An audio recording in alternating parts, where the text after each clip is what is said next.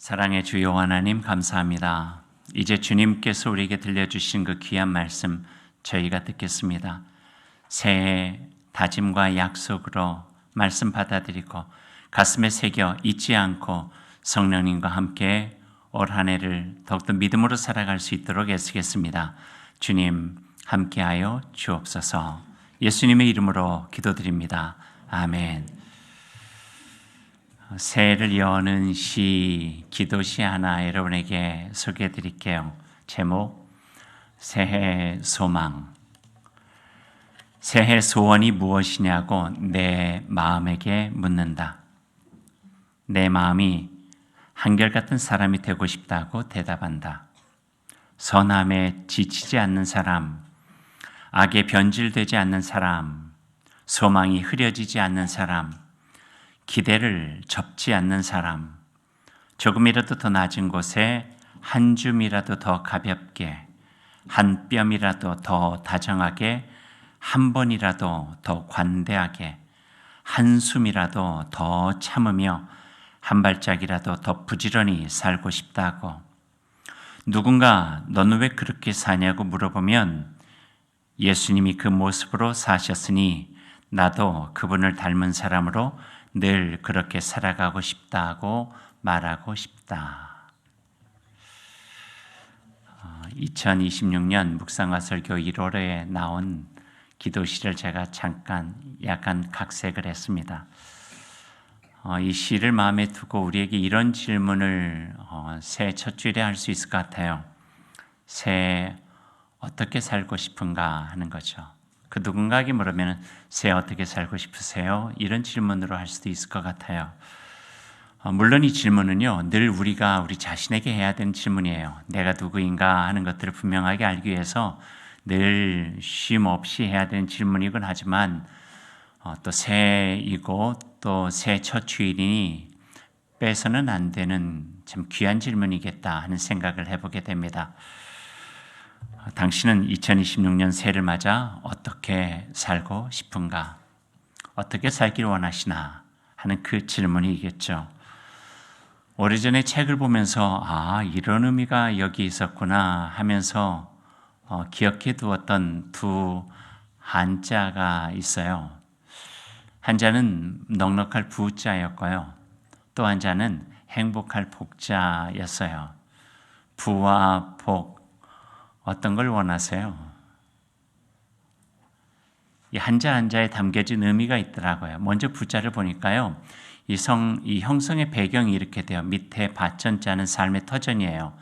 위에 입구자는 열심으로 일해가지고 그 있는 한일자까지 열심으로 재물과 소유들을 이렇게 모아 본 거죠. 재물이 가득 찼어요. 이렇게 많아진 거예요. 그러니까 울타리를 쳤어요. 담을 쌓은 거예요.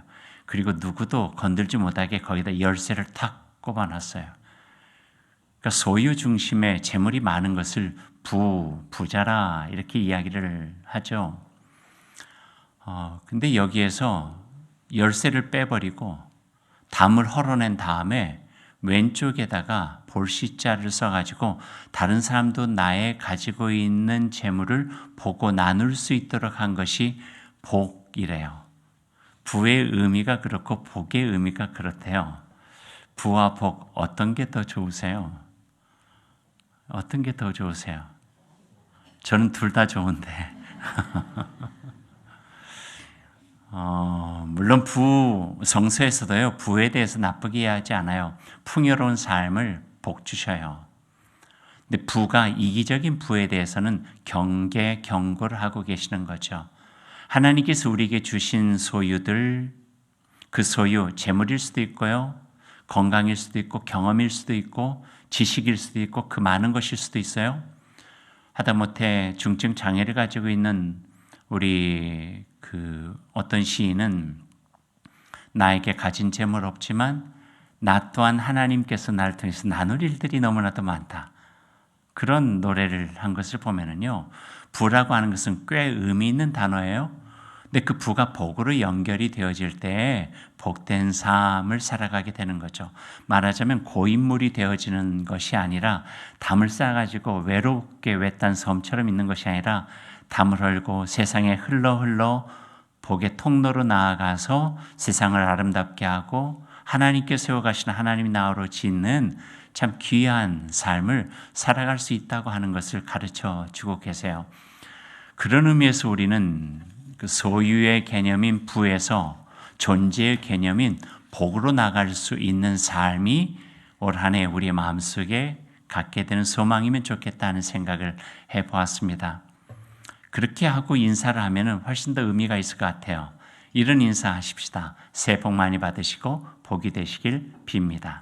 같이 한번 인사해 볼까요? 새해 복 많이 받으시고 복이 되시길 빕니다. 한 번 더 하죠. 새해 복 많이 받으시고 복이 되시길 빕니다. 꼭 그렇게 되셨으면 좋겠어요.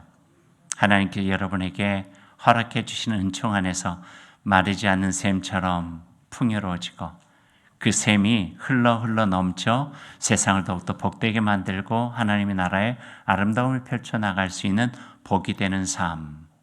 하나님께서 아브라함을 부르셔서 했던 축복도 바로 여기에 있어요. 내가 너를 불러 보여줄 땅으로 가라. 뭐라고 하시냐? 내가 너에게 복을 주어 복이 되게 하겠다 그랬거든요. 그러니까 복된 삶으로 살아가는 그 풍성함이 있는 거예요. 즐거운 마음이 있는 거예요. 그 마음으로 복 주시는 거죠. 시편 1편에 나오는 복도 이런 복이에요. 복 있는 사람은 어떤 사람이 복된 사람인가? 세 가지는 하지 말래요. 악인의 꾀를 쫓지 말고 죄인의 길에 서지 말고 오만한 자의 자리에 앉지 말라. 그러니까 서는 것, 걷는 것, 앉는 것 조심하라. 그게 어떤 자리인지 분별하라는 거예요. 그 분별은 어디에서 오는가? 분별할 수 있는 힘은 그 다음 구절에 있는데요. 오직 여호와의 율법을 즐거워하여 그 율법을 주야로 묵상하는 자도다. 하나님의 말씀이 그 가운데 있으면은 분별할 수 있는 눈을 가질 수가 있고 가야 될 길, 서야 될 시기, 그리고 앉아야 될 곳들을 분별하여 그 삶을 더욱더 복되게 만들 수 있다. 복 있는 사람이다. 그렇게 말씀을 해주고 계세요. 율법을 주님의 말씀을 주야로 묵상한다 했는데요. 주야는요. 낮과 밤이기도 하지만 시기적으로 그 속에 담겨져 있는 의미는요. 낮처럼 모든 것들이 편안하고 기쁠 때나 밤처럼 어둡고 힘들고 어려울 때나 어떤 상황에서도 하나님의 말씀 가지고 묵상하며 그 말씀으로 살아갈 수 있는 힘에 대한 이야기를 해주고 계십니다. 2026년이 이렇게 시작됐습니다. 오늘 첫 주일인데요. 지난주일과 바뀐 것이 있다면 양쪽에 있는 말씀이 달라졌어요. 전에는 산상보훈에 있는 말씀과 다니엘서의 말씀이었는데 오늘은 오늘 본문이 되어졌던 빌립보서와 히브리서의 말씀을 한 곳씩 적어놓게 되었습니다. 왼쪽에 있는 말씀, 오른쪽에 있는 말씀을 제 생각에 예루살렘 성전을 이렇게 바치고 있는 야긴과 보아스의 기둥으로 생각하면 이 두 개의 말씀이 우리의 삶도 한 해 동안 지켜주시고 지탱해 주시고 또 우리의 공동체인 교회도 지켜주시고 지탱해 주시면 참 좋겠다 하는 그런 마음을 가지고 여러분에게 두 말씀을 소개해 드립니다. 한쪽에 있는 말씀은요. 빌립보서 1장 27절의 말씀이에요. 오직 너희는 그리스도의 복음에 합당하게 생활하라. 한번 같이 읽어보십시다. 오직 너희는 그리스도의 복음에 합당하게 생활하라. 또 한쪽에 있는 말씀은 히브리서 10장의 말씀인데요. 서로 돌아보아 사랑과 선행을 격려하며 이것도 한번 같이 해보죠. 서로 돌아보아 사랑과 선행을 격려하며 이곳의 말씀을 중심으로 해서 우리 교회의 금년에 나름대로의 표를 하나 갖는다면 예수님께 배운 남다른 삶의 방식으로 오늘 설교 제목이에요. 금년은 그렇게 살아가자는 거죠. 마리아는 삶으로 살아가자. 허세가 아닌 진정한 신앙의 삶을 살아가자.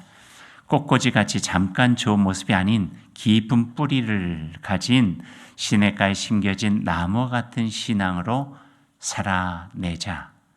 그래서 궁극적으로 우리를 통해서 임하실 하나님의 나라, 주님의 영화로운 영광을 맛보며 감사하고 귀한 열매 맺는 귀한 삶으로 한 해를 시작하고 살아가자.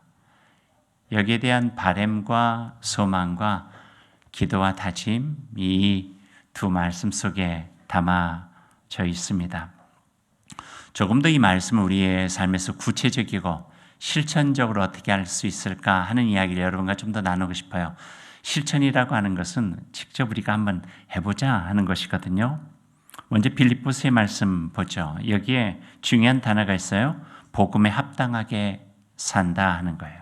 복음에 합당한 것이 무엇인가? 거창한 선언 같은데요. 복음에 합당한 것은 결코 거창하지 않아요. 우리의 삶에 아주 요밀조밀하게 구체적으로 실현될 수 있는 것들이 복음에 합당한 삶이에요. 다른 표현으로 하면 예수님께 배운 남다른 삶의 방식이고요. 이거를 바울 사도는 어떻게 가르치고 있는가? 27절 말씀이에요. 빌립보서 1장 27절 여러분 읽으실 수 있으면 같이 읽어보시면 좋을 것 같아요. 오직 너희는 그리스도의 복음에 합당하게 생활하라. 이는 내가 너희에게 가보나 떠나 있으나 너희가 한 마음으로 서서 한 뜻으로 복음의 신앙을 위하여 협력하는 것과 이 구절을요. 유진 피터스 목사님이 세 가지로 나누어 가지고 그리스도인들에 대한 마음에 갖고 생활해야 될 지침으로 이렇게 정리해 주었어요. 첫 번째는요. 그리스도인은 복음에 어울리는 명예로운 삶을 살아가야 된다 하는 거예요. 명예로운 삶이라고 할 때 명은 이름이거든요. 그러니까 이름에 걸맞는 삶이 돼야 된다는 거예요. 아빠는 아빠다워야 돼요. 엄마는 엄마다워야 되고요. 그 이름이 가지고 있는 무게감이 있는 거죠. 목사는 목사의 이름에 담겨 있는 무게감이 있고 장로, 권사, 집사 또는 그리스도인 그 이름에 각각 담겨져 있는 의미가 있는 거예요. 그러니 늘 부족하고 늘 죄송하기도 하고 더 열심히 살아가 보려고 다짐하기도 하고 그런 것이죠. 그 명예로운 이름에 담긴 뜻처럼 걸맞게 살아가는 삶이 유진 피터 선생님이 처음으로 이렇게 권면하고 있는 거예요. 너 이름이 무엇인가? 그리스도인이라면 그리스도인으로, 교회라면 교회를 살기 위해서 애쓰라 하는 것이죠. 두 번째는요. 바울 사도도 그렇게 표현을 했어요. 너에게 가보나 떠나 있으나 너희가 한 마음으로 서서 이래요. 어떤 의미인가요? 내가 가고 안 가고에 따라서 삶이 달라져서는 안 된다 하는 거예요. 이거를 다른 말로 표현하면 꽤 좋은 표현인데 한결같이예요. 한결같이. 사람이 좀 한결같아야 돼요. 좋은 의미로 한결같아야 돼요. 안 좋은 것으로 한결같을 필요는 없고요.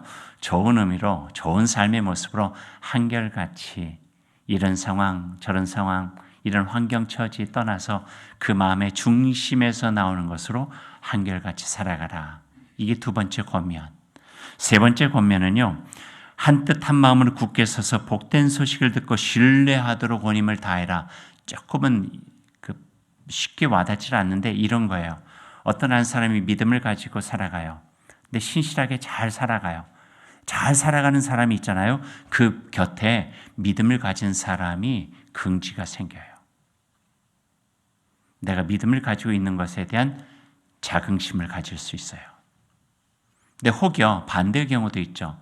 작년 한 해 동안 그런 일들이 이곳저곳에서 좀 있어서 가슴 아팠는데 예수 믿는 사람이 아니면 아까 그 귀한 이름을 가지고 있는 사람이 아주 엉뚱하게 정말 복음에 어긋난 일들을 하고 있단 말이에요. 그러면은 내가 그리스도인이라고 하는 것, 복음을 가지고 살아간다고 하는 것이 그로 인하여 부끄럽게 느껴져요. 속상해요. 가슴 아파요. 오늘 세 번째 권면은 이거예요. 너의 믿음의 삶이 견실하게 잘 드러나 많은 사람들이 믿음을 가지고 살아가는데 긍지를 갖게 해라. 신뢰감을 가질 수 있도록 해라. 맞아, 이거지. 이 길이 우리들이 가야 될 길이지. 이 삶이 우리가 보여주면서 살아갈 삶이지. 그런 마음을 갖게 하라는 거예요. 거기에 대한 또 하나의 유익은 믿음을 갖지 않은 사람들이 그 모습을 보면서 나도 그처럼 살고 싶다 하는 소망을 가질 수 있다는 거죠. 구원의 길이 열리는 거예요. 복음을 전할 수 있는 길이 열리는 거예요. 말인가요? 아니에요. 삶이라는 거예요. 복음에 합당한 삶이 가지고 있는 세 가지의 의미가 여기에 담겨 있다 하는 거죠. 정리해 볼까요? 그리스도인으로 명예로운 삶, 한결같은 모습, 믿는 사람으로서 신뢰감을 주는 삶. 예수님께서 그렇게 사셨습니다. 하나님의 아들 그리스도로서 명예롭게 십자가에 오르셔서 보이기에는 패배 같지만 우아한 패배를 통하여 부활 생명의 놀라운 구원의 역사를 이뤄내셨죠. 한결같으셨어요. 신실하셨어요. 어진 삶을 사셨어요. 그분을 따르는 이들에게 신뢰와 본이 된 거룩한 모습으로 마지막 그 순간까지 지켜주신 예수 그리스도. 그러니 우리는 예수님께 배운 남다른 삶의 방식으로 살아간다는 것은 그분에게서 느껴질 수 있는 것들을 우리의 마음과 삶에 담아서 조금이라도 더 노력하고 힘을 내자 하는 권면이 오늘 바울 사도의 권면이고 오늘 말씀의 권면입니다. 29절에 보니까요, 이 길이 그리 쉽지 않대요. 29절 말씀도 우리 한번 같이 읽어보죠. 그리스도를 위하여 너에게 은혜를 주신 것은 그를 믿을 뿐 아니라 또한 그를 위하여 고난도 받게 하려 하심이라. 생각해보면 이 말씀을 보면요, 믿음의 삶으로 살아가는 것과 고난이라고 하는 표현이 있는데 힘들고 어려운 일이에요. 그러니까 힘들고 어려운 일은 마치 동전의 양면처럼 함께 붙어 있어요. 생각해 보세요. 정말 귀하고 소중한 건요, 수고의 땀이 있을 때 거둘 수 있는 거예요. 그리고 정말 배나 정말 갑절로 열심히 일을 해가지고 그 결과를 얻었을 때 돌아보면 그 어려웠던 순간들, 힘들었던 순간들이 다 그 마음의 위로가 돼요. 왜냐하면 그 열매 때문에. 근데 나쁜 거는요, 수고 없이도, 열심 없이도 얼마든지 해요.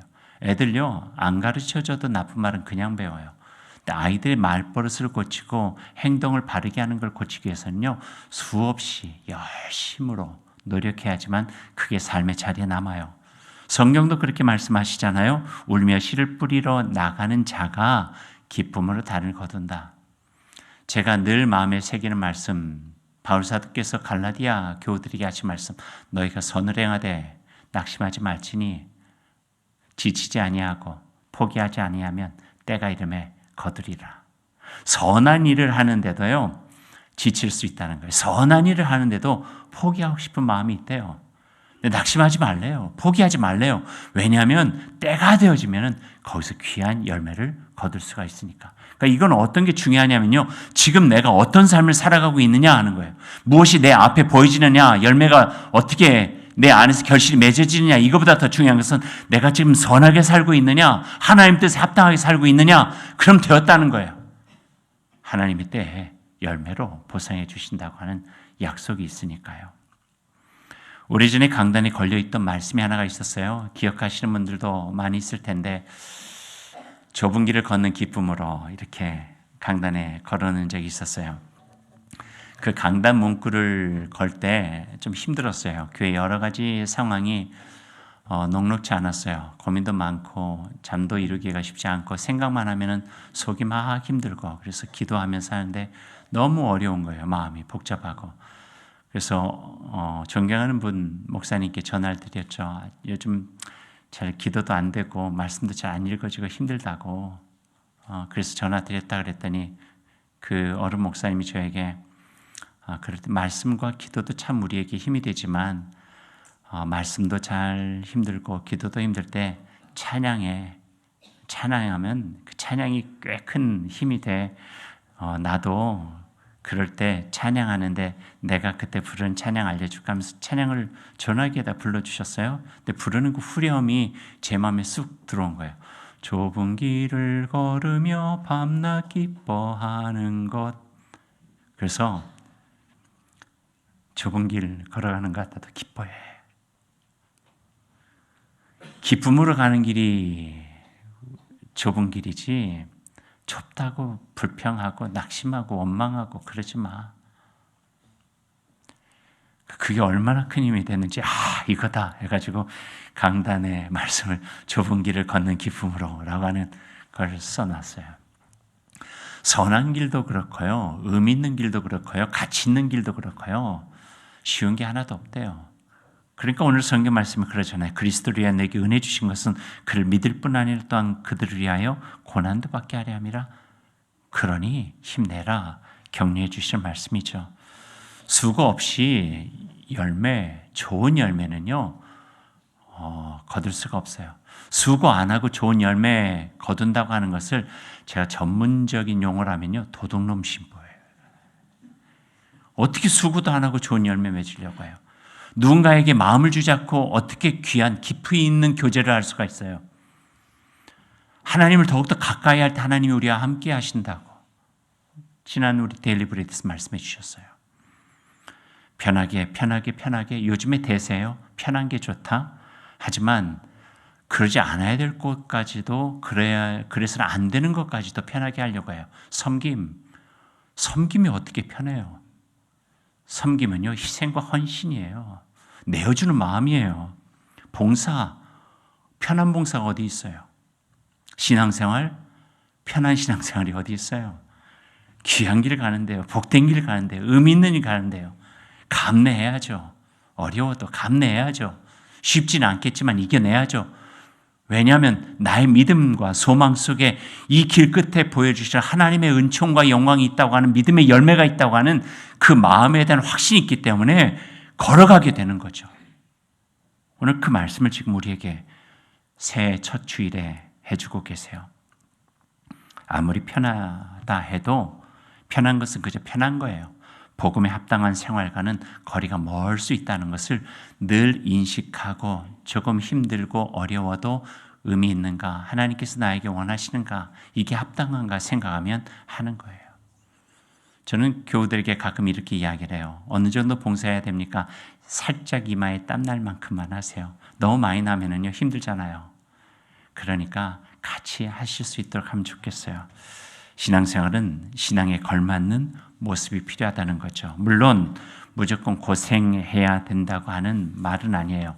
본질을 지키기 위해서 더욱 귀하고 실한 열매를 위해서 조금은 더 애쓰고 힘들고 불편함도 감내해 가면서 수고의 땀을 흘리는 그 모습 속에 고마움도 생기고 감격도 되고 교회 공동체가 아름다워지고 본이 되어지는 귀한 모습이 되어지고 그렇게 흘려진 땀과 수고가 밑거름이 되어져서 밑거름을 속에서 자양분을 받아가지고 하나님의 교회도 성장하고 하나님의 사람도 세워지고 우리의 자녀들도 신실하게 세워지고 우리가 귀하게 여기는 곳에서 하나님께 주시는 귀한 열매도 맺게 된다고 하는 것을 오늘 우리에게 가르쳐 주고 계십니다. 또 한쪽에 있는 히브리서 말씀도 보죠. 여러 말씀 읽었지만 잊지 말아야 될 한 말씀, 서로 돌아보아 사랑과 선행을 격려하며예요. 서로 돌아보아 돌봄. 봄은 봄인데 가장 따뜻한 봄, 돌봄. 가장 차가운 봄, 깔봄. 돌봄은요, 돌봄의 길은 관심부터 시작해요. 관심이 없는데 어떻게 돌봐요? 서로 돌아보아는요, 관심이에요. 선한 관심이에요. 관심을 통해서 사랑과 선행을 격려하여 하나님의 교회 공동체를 이루어간다는 거죠. 아주 작은 이야기이긴 하지만요, 그 관심을 표현할 수 있는 한 가지 방법이 있어요. 답글 달아주는 거예요. 아무것도 아닌 것 같죠? 제가 목자들에게 이렇게 이야기하다가 어려운 게 뭐예요? 하면 아무리 불러도 대답 없는 그대요. 너무나 힘들대요. 아무리 보내도 답글 하나 달지 않는데요. 일자까지 없어져서 읽은 것은 아는데 답글도 없으니 또 보내기도 미안하고 그 다음에는 속이 복잡해요. 나를 어떻게 생각할까? 싫은 것일까? 받는 게 귀찮은 걸까? 막 이 마음 저 마음 그런 마음 갖지 않도록 여러분이 도와줄 수 있는 것은 큰 거 아니에요. 예, 목자님 감사합니다. 오늘도 그 말씀으로 살아갈게요. 라든지 예, 제가 이번에는 어려운 일이 있어서 참석하지 못하겠네요. 그게 얼마나 큰 힘이 되는지 아세요? 참석하는 것도 힘이 되지만 대답해 주는 것, 왜냐하면 관심이거든요. 너는 목자니까 보내라. 나는 내가 할 일을 하지. 목사의 문자도 그 대답이 없는 분들이 있어요. 개인톡인데 그래서 제가 물어봤어요. 다음에 왜 제가 문자 보냈는데 안 읽으시죠? 아니요, 읽었어요. 그래서 왜 답이 할 말이 없었어요? 아유, 속상해요. 작은 것 같죠? 관심이에요. 거기에서 돌봄이 나와요. 사랑도 나오고요. 관계가 깊이 형성되고 거기서 더 나은 관계 속에서 선함으로 나아가게 됩니다. 한 가지만 더, 이것도 뭐 노파심에서 하는 것이지만 인사를 잘하는 것도 굉장히 중요해요. 식사 시간에 고맙습니다. 좋죠? 안녕하세요. 한 주간 잘 지내셨어요?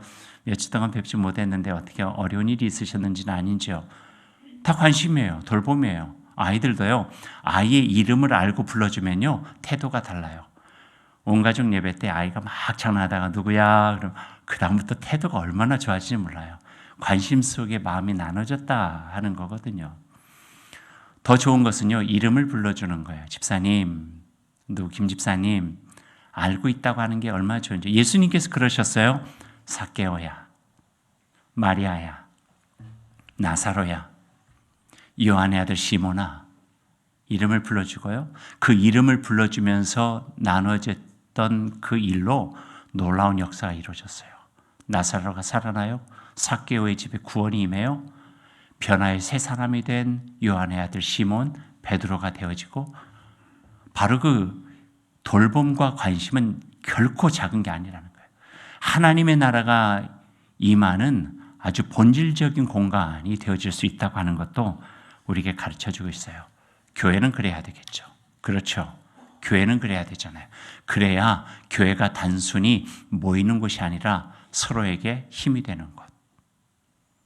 서로에게 힘이 되어 하나님 안에서 같이 힘을 내서 살아갈 수 있는 곳이 되어진다 하는 것입니다. 이제 말씀 맺겠습니다.